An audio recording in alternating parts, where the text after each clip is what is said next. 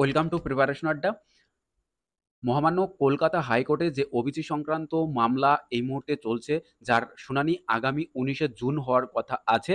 কিন্তু সেই শুনানি তড়িঘড়ি করে কিন্তু আরো আগে নিয়ে আসা হয়েছে। তো সেই বিষয় নিয়ে পুরোটা তোমাদের সাথে শেয়ার করব। তোমরা একটা স্বচ্ছ ধারণা পেয়ে যাবে কি হতে চলেছে তোমাদের এই পরীক্ষাগুলো এবং রেজাল্টের সাথে।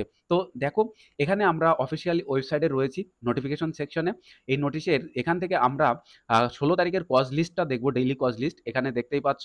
তো এই 16 তারিখের কজ লিস্টটা আমরা যদি দেখি, তাহলে এখানে আমরা দেখতে পাচ্ছি যে কোর্ট নম্বর 11-র যে অংশটুকু, সেটা দুপুর 2টোতে শুনানি হবে। এবং এখানে যে কেসগুলো ফার্স্টে রয়েছে অ্যাসাইন ম্যাটার, সবগুলোই অ্যাসাইন ম্যাটার। প্রত্যেকেই জানি যে রাজ্য সরকারের যে সমস্ত পরীক্ষাগুলো এবং কলকাতা হাইকোর্ট এবং ডিস্ট্রিক্ট কোর্টের যে এক্সামগুলো পেন্ডিং অবস্থায় রয়েছে, সেগুলো কিন্তু এই ওবিসি কেসের জন্য। তো সেগুলোই কিন্তু এখানে বর্ণিত রয়েছে। তোমরা একটু ভালো করে যদি দেখো তাহলে বুঝতে পারবে। তো এই যে কেসগুলো, এই কেসগুলো কিন্তু আ শুনানি হচ্ছে 16ই জুন দুপুর 2টোতে। এবং অনারেবল জাস্টিস তপব্রত চক্রবর্তী এবং অনারেবল জাস্টিস রাজাশেখর মান্থা স্যারের এজলাসে রয়েছে 11 নম্বর কোর্টে দুপুর 2টোর সময়। তো এছাড়া আরও একটা যে মামলা রয়েছে সেটাও কিন্তু আমরা দেখব কেসের স্ট্যাটাসের থেকে। আমরা যদি এখানে কেস দিয়ে সার্চ করে দেখি, তাহলে যেটা ডিস্ট্রিক্ট কোর্ট এবং কলকাতা হাইকোর্টের পরীক্ষা পেন্ডিং রয়েছে, সেটাও কিন্তু দেখো এখানে 19 তারিখের জায়গায় এখন কিন্তু 16 তারিখ শো করছে। অর্থাৎ এটা কিন্তু আগামী 16ই জুন এটা অনুষ্ঠিত হতে চলেছে। এবার তোমাদের সাথে কিছু বিষয় রয়েছে জানার, সেটা হচ্ছে কেন এরকম তড়িঘড়ি করে 16 তারিখে নিয়ে আসা হলো। তোমরা ইতিমধ্যে জেনে থাকবে যে কিছুদিন আগে, জাস্ট কয়েকদিন আগে রাজ্য সরকারের তরফ থেকে ওবিসি যে লিস্ট প্রকাশ করা হয়েছে, সেটা নিয়ে কিন্তু এই সমস্যাটা তৈরি হয়েছে।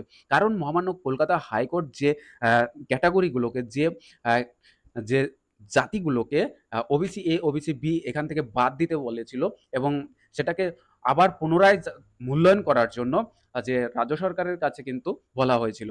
তো সেই ক্ষেত্রে একটা সমস্যা দেখা গেছে, কারণ যে লিস্ট প্রকাশ করেছে রাজ্য সরকার, সেখানে কিন্তু এর কিন্তু পরিবর্তনে কিছু মানে ত্রুটি রয়েছে বলে মনে করছে।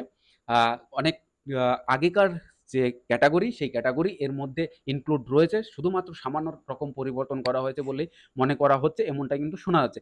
যার জন্য কিন্তু এই যে যারা অ্যাডভোকেট রয়েছেন এই কেসগুলোর, তারা কিন্তু এই মামলাটাকে আগে নিয়ে আসার জন্য অনুরোধ করেছেন এবং সেটা 19 তারিখের পরিবর্তে 16 তারিখে শুনানি হতে চলেছে। অর্থাৎ এখান থেকে আমরা কিন্তু পরিষ্কারভাবে বুঝতে পারছি যে 16 তারিখে কিছু একটা আমাদের কাছে স্বচ্ছ ধারণা আসতে চলেছে, যেটা 19 তারিখে আসতো, সেই ধারণাটা কিন্তু পরিষ্কার হবে 16 তারিখে। অর্থাৎ 16 তারিখেই কিন্তু আহ আবার পরবর্তী আপডেট আসতে চলেছে। তোমরা কিন্তু ভিডিওটা প্রথম থেকে শেষ পর্যন্ত দেখবে এবং সেই দিন কিন্তু গুরুত্বপূর্ণ যা কিছু হতে চলেছে A to Z আমরা অ্যানালাইসিস করে আমাদের চ্যানেলে ভিডিও দেব। তোমরা অবশ্যই কিন্তু সেটা ভালো করে দেখবে। তো তোমাদের কাছে রিকোয়েস্ট করব যে চ্যানেলটাকে সাবস্ক্রাইব করে বেল আইকন অবশ্যই প্রেস করে রাখবে। এবার আসছি ডিস্ট্রিক্ট কোর্টের পরীক্ষা রেজাল্ট এবং কলকাতা হাইকোর্টের LDA মেইন এক্সাম, এছাড়া অন্যান্য নতুন নোটিফিকেশন কি তাহলে এইবার আসতে চলেছে, কি হতে চলেছে।